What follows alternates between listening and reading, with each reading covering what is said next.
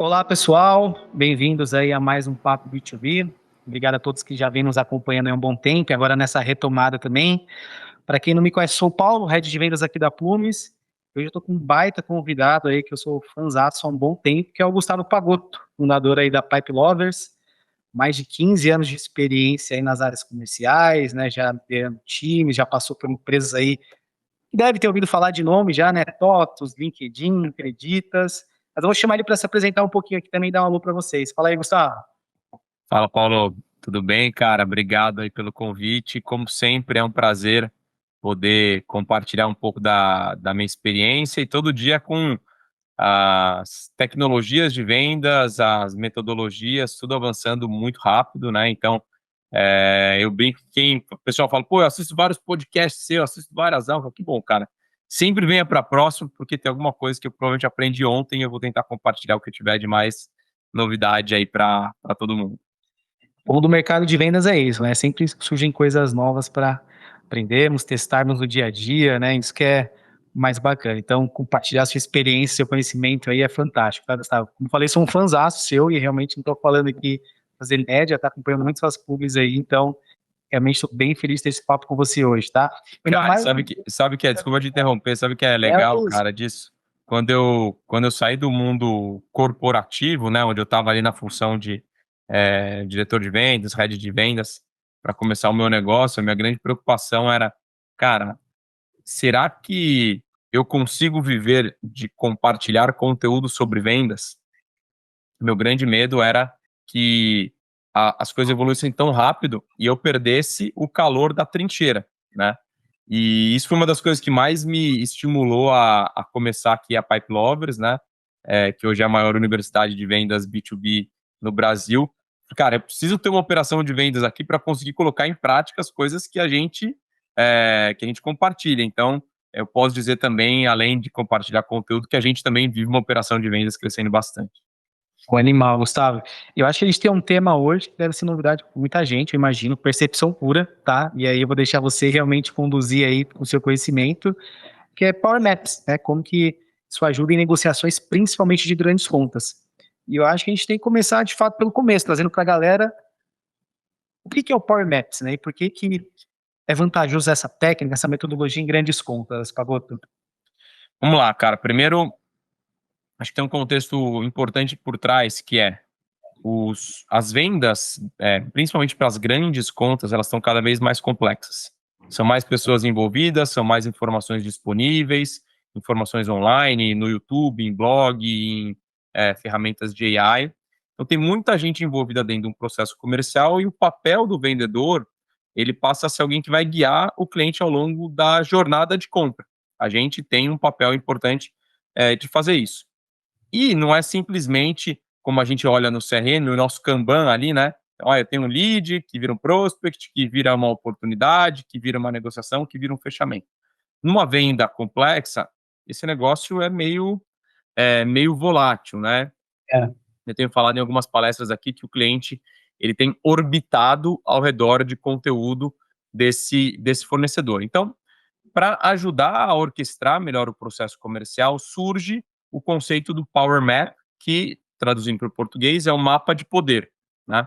É, essa ferramenta, ela, obviamente, está muito ligada com o CRM, porque ela parte do princípio de eu conseguir mapear quem são os principais envolvidos, né? O termo bonito dentro em inglês são os stakeholders dentro da empresa, né? Então, existem algumas figuras principais dentro desse mapa de poder ou desse Power Map. E como vendedor, eu vou entender o que eu tenho que fazer com cada uma dessas pessoas. Eu vou plotar elas dentro de um gráfico, né, onde eu tenho ali uns eixos de interesse, os eixos de influência, para conseguir tomar ações específicas com cada uma dessas pessoas para conseguir destravar ou influenciar todas elas, ou as principais delas, para que eu consiga fechar negócio. Então, a ferramenta de Power Map, né, é um conceito que vai ajudar em grandes contas, em contas complexas, que eu tenho múltiplas pessoas envolvidas e o meu papel como vendedor é conseguir identificar cada uma dessas pessoas para tomar ações específicas para ajudar na conversão de mais negócios. Boa. Então, basicamente, ele vai ajudar ali a gente. né, de forma mais tangível, tirar esse emaranhado de informações ali dessas contas mais complexas que geralmente ficam na cabeça, lá, do vendedor, do time que está apoiando ali, realmente ter essas informações de forma mais clara e objetivas, né. E como seria essa estruturação? Como a gente estruturaria um bom Power Maps, Gustavo? Vamos lá, primeira coisa que você tem que ter muito claro é quais são os papéis dentro de um mapa de poder, dentro de uma organização, tá? Então, são basicamente 6 grandes figuras que podem existir dentro de uma compra complexa, e um indivíduo, ele pode, muitas vezes, estar em múltiplos lugares dentro dessas. Ele pode vestir vários chapeuzinhos diferentes, tá? Então, você vai ter o comprador econômico, né, que é a pessoa que tem o poder final sobre o orçamento, ou seja, a linha de investimento ou de despesa ali, essa pessoa é a responsável. Tem a pessoa que é o decisor, é quem toma a decisão de fato se vai contratar ou não você como um fornecedor. Tem a figura do champion, né, ou traduzindo para o português, o campeão, que é aquela pessoa que vai ter muito contato com você, normalmente é seu ponto de contato, né? Nem sempre o champion é positivo, mas é a pessoa ali que está te dando informação, às vezes te ajuda mais, às vezes te ajuda menos, né? Muitas vezes é alguém com menos senioridade, tá? Tem o influenciador, que é alguém de uma outra área, pode ser uma área técnica, pode ser uma área jurídica, pode ser uma área mais financeira, né? Então ele vai impactar de uma forma indireta no negócio. Tem o usuário final, a pessoa que vai consumir o produto ou serviço que você está vendendo, né? E tem também os bloqueadores. Tem as pessoas que não têm o interesse ou têm grandes preocupações de que essa negociação aconteça. Então, quando eu olho para cada uma desses papéis, eu vou tentar encontrar quem são as pessoas relacionadas a isso. E, obviamente, muitas vezes eu tenho vários influenciadores, eu posso ter alguns champions, eu posso ter vários bloqueadores, tenho muitos usuários. Tomador de decisão é um, talvez dois ou três, que são líderes de áreas diferentes, né? O dono do orçamento, normalmente tem um dono, mas às vezes tem vários gerentes das áreas, ou esse orçamento é compartilhado. Então eu tenho que entender todas as pessoas que estão dentro dessa, cumprindo esses papéis dentro da organização. Então, esse é o primeiro passo, tá? O segundo passo é olhar para essas pessoas, para esses papéis e desenhar como que funciona a arquitetura de poder dentro de uma organização. Então eu vou ter 2 eixos, né, como eu comentei brevemente, que é o eixo do nível de interesse que essa pessoa tem naquela negociação, naquela contratação, e qual que é o poder de influência que ela tem para esse negócio acontecer, tá? Então vamos do mais importante para o menos importante. O mais importante é quem tem um alto nível de interesse e tem um alto nível de poder e influência, tá?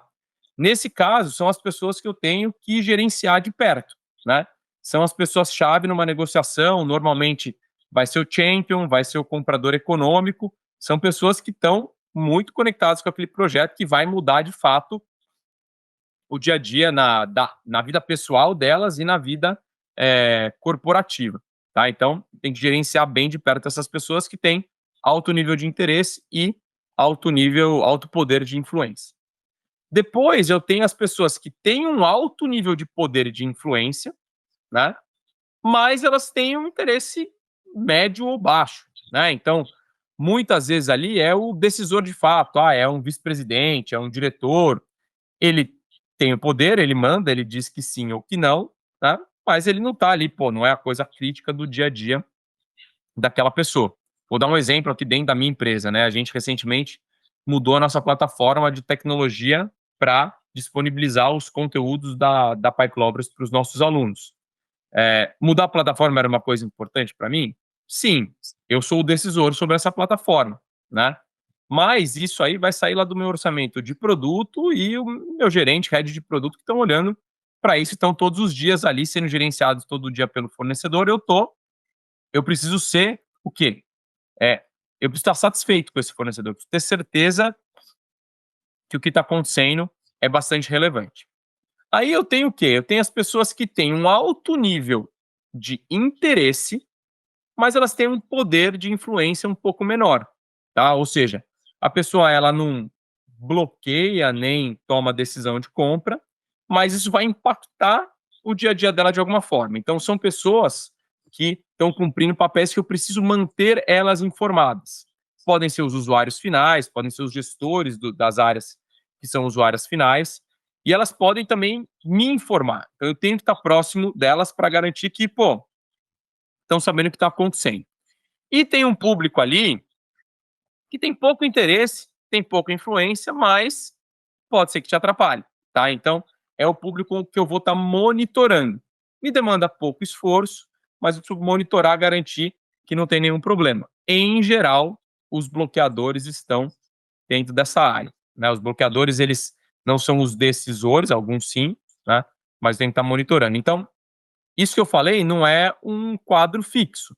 Isso vai mudando ao longo da dinâmica do processo de vendas, de acordo com o cliente, de acordo com o segmento que você está, mas essencialmente é isso. São esses 6 papéis que eu vou alocar eles dentro de uma matriz para saber o que eu preciso tomar de ação com cada um, e no final eu tenho um plano de ação para cada uma dessas pessoas. Boa. E aí, isso já tem uma dúvida em cima disso, né? Que prática que a gente pode usar para ajudar a identificar essas pessoas, né? Qual metodologia seria mais efetiva para, de fato, até direcionar o vendedor a entender quem que é o comprador econômico, quem que é o champion. Champion acho que é mais claro, né? Mas esses outros papéis, às vezes, fica meio nebuloso. Como que você orientaria a gente ter práticas mais efetivas para descobrir essas pessoas na prática? Muito bom, cara. Acho que o primeiro ponto é o seguinte: por trás de cada cargo que você está conversando, existe um indivíduo, pessoa física. Então a gente precisa lembrar que as pessoas, elas têm os interesses pessoais dela, elas têm os interesses de carreira. Então, para toda pessoa que eu olho, né?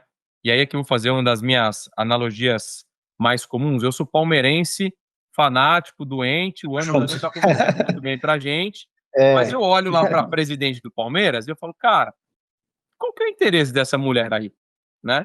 Pô, ela é bilionária, já tem tudo que ela precisa na vida. Por que que ela tá gastando o tempo dela para ser presidente de um clube de futebol que ela nem torce, né?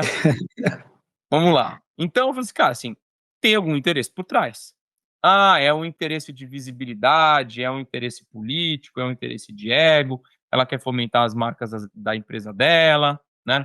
O marido dela, que é o grande proprietário das empresas, é um palmeirense fanático. Será que ela tá lá para garantir que o marido dela fique feliz e que o time dele ganhe títulos? Eu não sei, não tô lá no dia a dia. Mas se eu estivesse vendendo para o Palmeiras, e eu tentar entender o que é que tem por trás. Então, eu preciso investigar os ganhos pessoais que aquela pessoa teria com aquele projeto, com aquele produto, e quais são as metas corporativas daquela pessoa. Então, quando eu chego numa grande conta, né, quando eu falo de vendas enterprise, eu gosto de falar duas coisas. Primeiro, você não vai fechar um grande projeto enterprise se não estiver vinculado com o mote da empresa. Vamos supor que o mote da empresa seja redução de custos. Pô, legal. Meta desse ano é eficiência operacional, redução de custos. Queremos usar inteligência operacional, inteligência artificial para fazer redução de custos aqui dentro da nossa operação. Muito bem.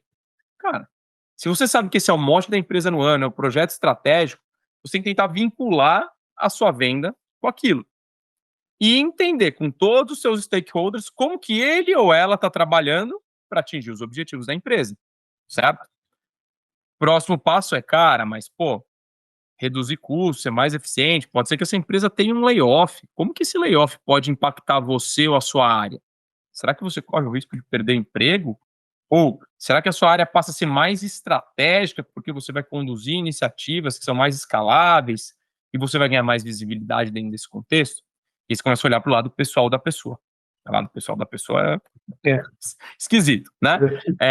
Enfim, então, o trabalho de fazer essas perguntas e entender as motivações de cada uma das frentes, ele é bastante relevante, né? Para isso também, eu posso usar N metodologias de vendas, né? Posso usar o spin selling, posso usar outras metodologias para fazer esse discovery com cada uma das pessoas. Mas o que é importante aqui não é simplesmente entender, pô, tem uma situação que tem um problema, que tem uma implicação e que tem uma necessidade de solução. Cara, isso é muito mais além. Isso vai para os interesses individuais de cada uma das pessoas, porque é assim que são movidas grandes corporações. Então, eu tenho que olhar para esses dois lados, para essas duas metas dos indivíduos que participam. Muito bom. E você conseguiria compartilhar algum caso real a gente de que o Power Map de fato ajudou ali a trazer uma grande conta? Cara, acho que assim, é impossível a gente olhar para uma venda enterprise que não exista um mapa de poder, né? Para qualquer vendedor que estiver aqui que fez uma conta grande ou um projeto mais complexo, né? Cara, acho que tem, não vou citar nomes de clientes aqui para não expor eles dentro do meu mapa de poder, né? Mas, cara, um dos meus maiores projetos que eu vendi na vida foi para a indústria automobilística, né?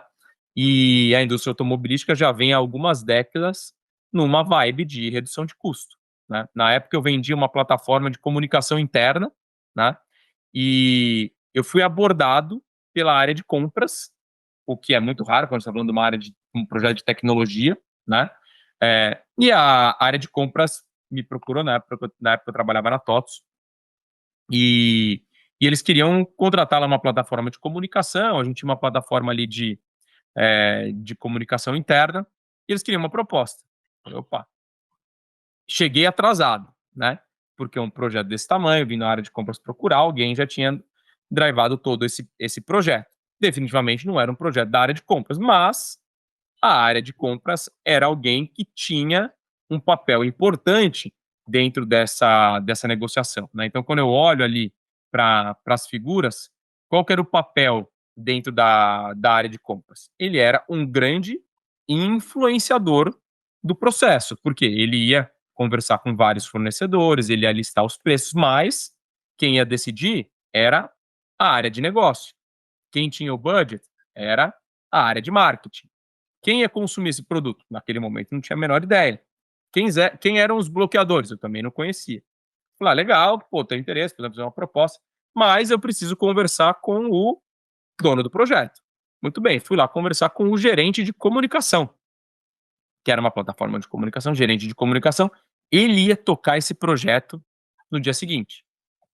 E aí eu tava vendo que ele tava meio desconfortável, né? Pô, chega com um fornecedor que eu não conheço. Eu falei, cara, qual é o seu grande objetivo com esse projeto? Olha, meu grande objetivo aqui, eu preciso reduzir custo, porque eu tenho uma revista que eu imprimo e eu preciso reduzir o custo dessa revista e a gente vai trocar isso por uma plataforma digital. Eu falei, legal, já entendi o objetivo corporativo dele. Aí eu falei, tá, mas qual que é a sua grande preocupação?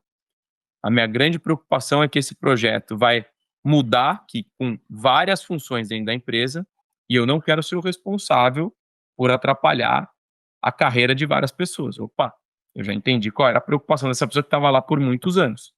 Falei, legal, mas da onde veio a iniciativa desse projeto? Ah, foi uma iniciativa do nosso vice-presidente. Falei, pô, adoraria tomar um café com ele para entender as motivações. Opa, muito bem. Eu fui acessar quem? O comprador econômico, que era lá o grande vice-presidente da área. Você vai entendendo quais são essas motivações. No meio do processo, eu descobri quem que eram as pessoas, os analistas da área ali de comunicação que iam estar operando o sistema e vendo quais eram as dores que eles tinham. Ao longo do processo, tinha o quê? A área de TI, que era de fora, com todas aquelas validações técnicas e impunham várias restrições para todo o projeto, né? Então, uma vez que tinha isso tudo mapeado, eu precisava encantar cada um deles. E para mim, acho que o momento mais apoteótico dessa venda foi quando eu consegui trazer todo esse comitê de compras para fazer uma visita presencial lá na TOTS na época. E a gente fez um tour por toda a empresa, contando uma narrativa do que era importante para cada uma das pessoas, né?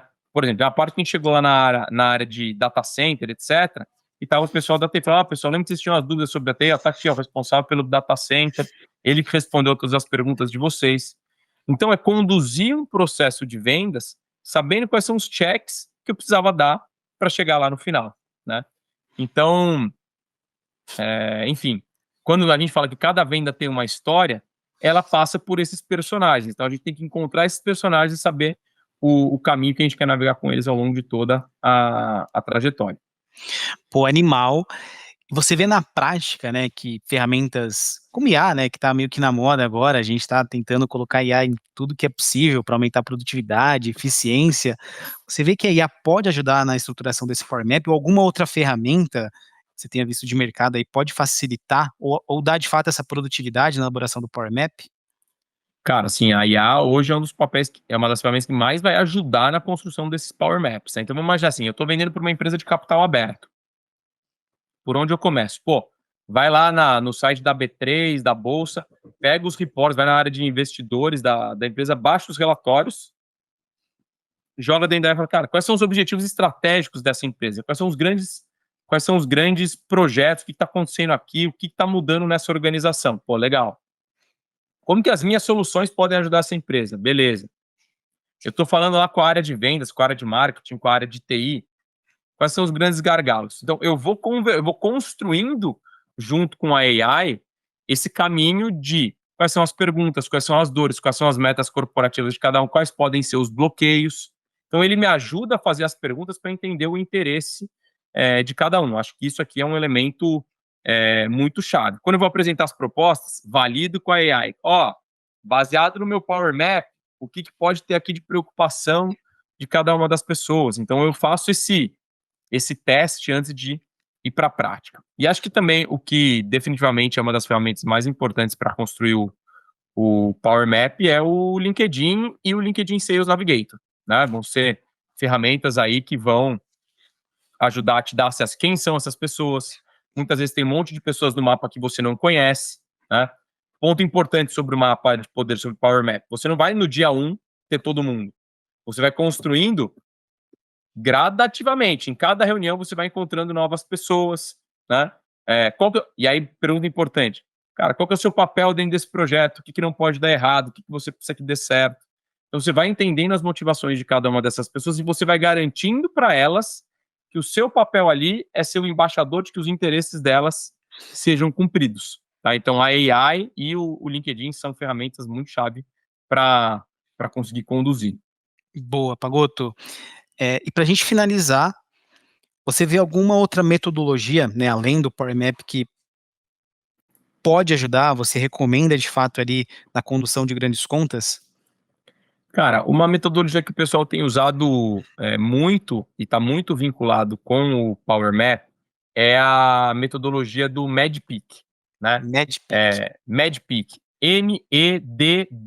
MEDDPICC. Eu vou falar o que significa cada uma dessas letrinhas, Boa. né?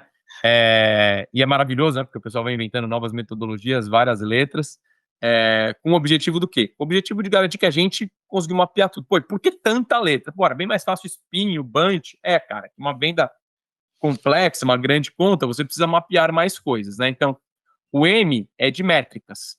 Quais são as métricas de sucesso ou retorno do investimento que cada pessoa está buscando, principalmente o comprador econômico, né? Aí o E é de economic buyer, que é esse comprador econômico que eu tenho que mapear quais são os interesses dele, o que ele está buscando. O primeiro D é de decision criteria, ou seja, o critério de tomada de decisão. O que essa empresa está levando em consideração na hora de escolher um fornecedor ou outro. Depois tem o decision process, que é o processo decisório.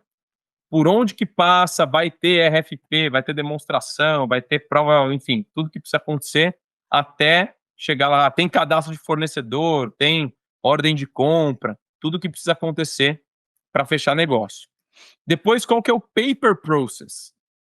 Eu preciso ser cadastrado como fornecedor, quais são os contratos, quais são as minutas, ida, vinda, envolve advogado, é minuta padrão, é o seu contrato, é o meu contrato, vai pagar no boleto, no cartão, fatura fora, fatura aqui, toda essa complexidade.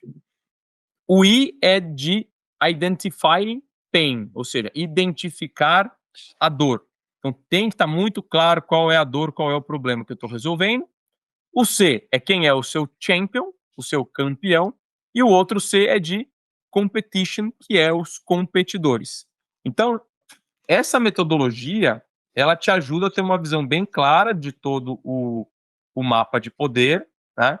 E tudo, se você olhar para esse MEDDPICC, você montar o farol, né? O que eu tô sabendo, eu tô bem, o que eu tô sabendo, eu não resolvi, o que está vermelho, que isso aqui pode ser um problema, e o que eu não sei, principalmente. Então, a metodologia do MedPeak tem sido muito usada, e principalmente em grandes contas, para garantir que, pô, eu estou sabendo que eu estou no caminho para fechar mais negócios. Muito bom.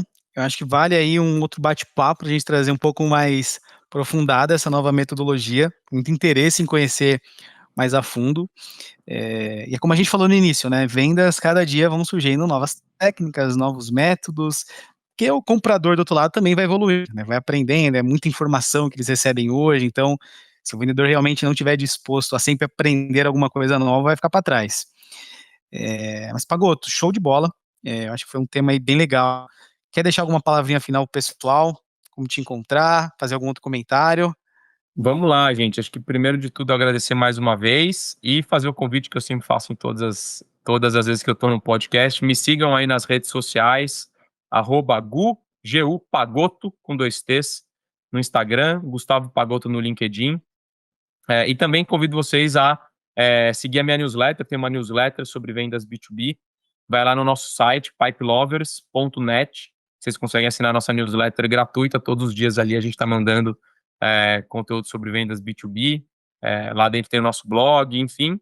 E fica o convite aí para quem tem equipes de vendas no B2B com mais de 3 pessoas. A gente na Pipe Lovers hoje já está com mais de 400 empresas, onde a gente tem ajudado nos programas de desenvolvimento recorrente, montando planos de desenvolvimento individual para mais de 5.000 vendedores. Então, é um prazer sempre poder compartilhar. Aqui todos os dias tem conteúdo novo sobre vendas, então espero que quem estiver ouvindo a gente aí tenha interesse de trocar uma ideia com a Pipe Lovers. Boa, Pagotto, prazerzão falar contigo, tá? Novamente, reforço aí que foi uma honra. Mais feliz ainda sabendo legal que você é palmeirense, tá? Tamo junto. Espero que esse ano seja bom pra gente, né, cara? Não sei, né? Vamos ver como vai ser. Foi um ano de queimar fosfato aqui. Se no futebol não for bom, pelo menos em vendas vai ser. É isso. Que seja nas vendas, é isso mesmo. É isso aí. Mas valeu, galera. Agradecer a audiência aí de todo mundo, tá? Essa retomada aí do nosso papo B2B. Deixa o convite aí para todo mundo assinar o nosso feed.